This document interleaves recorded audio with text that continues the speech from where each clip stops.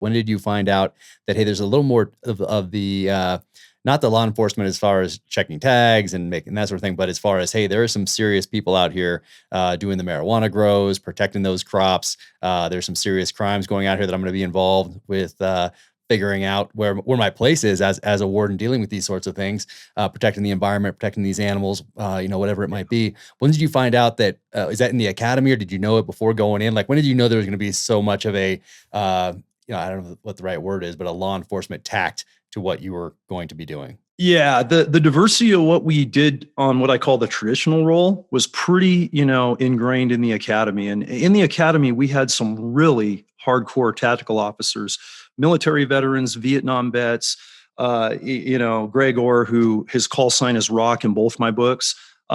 The battle experience he has around what you and I have experienced domestically and abroad was intense, especially what he saw in Vietnam, especially losing a special forces brother from an A team that's still MIA.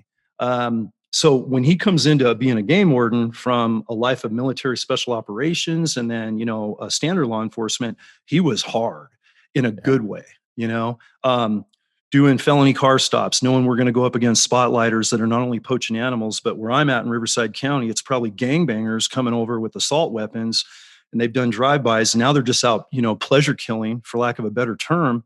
And those were the type of crimes that I had to get embedded and really understand and get my tactics solid, even as a, early 20s pup starting my career, to deal with that when I went to Riverside, in addition to all the fishing and the stream bed alteration, everything from falconers and, inspecting mews for guys that fly falcons, and teaching hunter education to kids. The conservationist is you. I know that's near and dear to you with your kids, like we talked about. And, one of the most pleasurable parts of my career was that aspect. But that was the traditional stuff that I signed up for, loved, couldn't look back, had no, regrets or reservations. And that's what I wanted to do. And the first 10 to 12 years of my career, that's what I focused on. The whole cartel, trespass grow, embedded ecoterrorism in America. None of that was really known to us at the time. The cartels were just starting to come across the border on the San Diego side and starting to embed in our national forests, like the Cleveland National Forest, Anza Borrego Park that you're familiar with in San Diego County. That was all starting in the early to mid 80s. So they hadn't really been embedded in America that long. U.S. Forest Service was working with them a little bit. Some of the military National Guard teams were helping from a LPOP, or a observation point only at the time. But it was really when I got back up to Silicon Valley, when I took that transfer and had promoted to be a lieutenant in 2005, right before that in 2004. And the first chapter of the first book, War in the Woods, really goes into this, that I discovered my first, trespass cartel grow in an area that was so sensitive environmentally. It was the perfect storm for the worst type of situation. And just to abbreviate that and not, go too far into the book for time, issues. Good friend of mine that was a wildlife biologist that we all grew up with, working on his master's thesis on steelhead trout, red-legged, yellow-legged frog, all these threatened and endangered species, literally in the headwaters of Coyote Creek. That Henry Coast State Park, where I met that game warden, back in college, the headwaters feed that. And that is one of the last steelhead migrating streams that goes all the way to the Pacific Ocean out of the South San Francisco Bay. That's how sensitive this waterway is. And the fish that migrate and everything he was studying for this 5-year study. And about year 3 in 2004, I get a call, and GI, codenamed in the first book, says, "John, this is some crazy, man. One of my streams is flowing great. It's April. We have all this winter runoff, fish, fry, frogs, everything's good. But I got a totally dry stream on one end, all this plastic and junky debris in a dry stream, and everything's dead."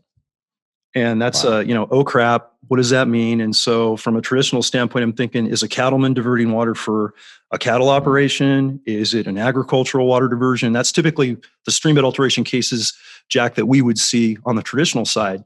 So I put him in the truck, take him to the top of the mountain. We dive deep. Just you, without a partner, just you and him? Just me and him. That's it. Yeah. In those days, if we had a ride along that was savvy and we weren't going into anything that we, kind of had a threat matrix workup like we would operationally now, it didn't have any clues whatsoever that it would be anything but a typical sedate water diversion. So I throw him in the truck.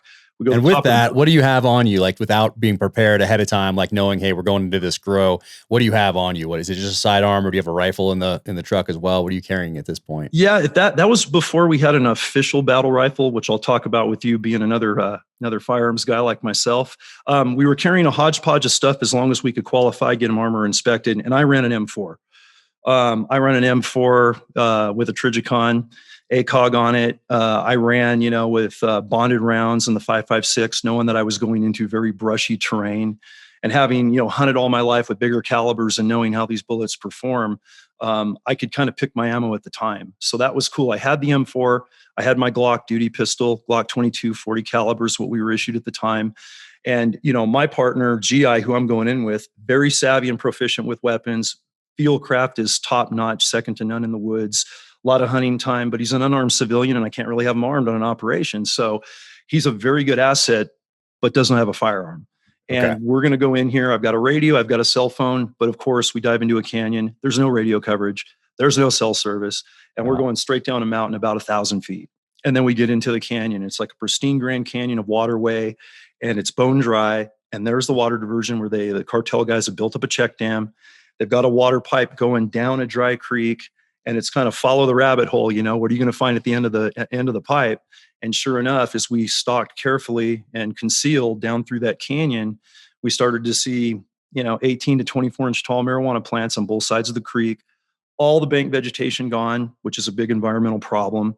Then we started to see camouflaged encampments and hooches and a kitchen and a cooking area. Big bags of fertilizer. Had no idea at the time these EPA banned poisons that we started to learn about much later in the game. They were all in there. The carbofuran, the metaphos, the nerve agent, that's banned from use in America for any agriculture. Cartels have to smuggle it through the border infiltration or from the oceans in Pangas, get it in Tijuana. And then we run into two growers, and they're in OD green BDUs, and they've got their cartel monikers embedded and, kind of woven into their belt buckles, and the patron saint stuff I talk about in Hidden War, and, that whole, kind of ideology of what type of culture that encourages as far as environmental destruction and drug crimes and human trafficking. And they've got AKs and they've got machetes. And Jack, no joke. I think about all the operations you've done in your career and all the ones I've done on my side of the world. And I have never seen guys that were so protected, knowing no one was in the area, yet so situationally aware. Wow. I mean, their field craft was top notch. They would be a 2-man unit. And as they were tending their plants, they would whisper and not talk. One would always, every couple minutes, look over the shoulder and check the 6 o'clock, check the tail gunner, like a tail gunner on a stack, like we would run. And whoever was like chopping plants or tending a water hose, the other one would kind of sit back and just have that situational awareness and be like a cover guy. Wow. And there's no. So when you run into these first two guys, are you like coming around, like come behind a tree and you're like, and you like steering the headlights, you both see each other? No. Or do you see them from a ways off, or you get the binos out and you're like, what was that situation like? Thankfully it wasn't the former, man. Cause if we had gone eye to eye and not knowing what I would know later in that situation, it was going to be a gunfight for sure. And you're on foot, do you have your M4 with you, or do you leave that in the car? Oh no, the M4, as soon as I dive out of it, and as soon as I lose sight of the truck, the rifle goes with me, on any, and that was before any special operations unit. It's just how we trained our guys, and our firearms training was really state of the art. It was keeping up with the best law enforcement. We were getting a lot of stuff back from the sandbox from you guys on the military side, especially special forces we were training with independently. I got a lot of training in Southern California when I was down with Forest Service, starting my career with the 3rd Special Forces Group, which was freaking fantastic. I got to jump in with that opportunity, and that doesn't normally happen. So it was starting early. And then fast forward to this Silicon Valley drop into this canyon.